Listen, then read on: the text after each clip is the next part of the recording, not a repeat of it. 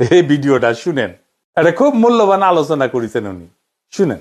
London প্রবাসী জনাব তারেক রহমান, আজকে আপনি আমাদেরকে জানাবেন বাংলাদেশি প্রবাসী বিএনপির নেতা কর্মীদের কয়জনের বউ আপনি ইজারা নিয়েছেন বা নিচ্ছেন বা নিবেন।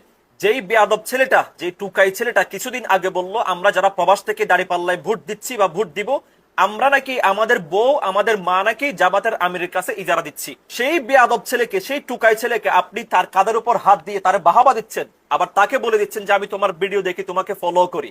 তার মানে ওই বেয়াদব ছেলের কথা আপনি সমর্থন দিচ্ছেন বা ওই ছেলের কথাকে আপনি সমর্থন দিয়ে যাচ্ছেন। তাহলে এখন আমাদের প্রশ্ন হচ্ছে, প্রবাস থেকে যারা ধানের শীষে ভোট দিবে ওরাও কি ওদের বউ ওদের মা আপনাকে ইজারা দিচ্ছে? এটা আমাদের প্রশ্ন।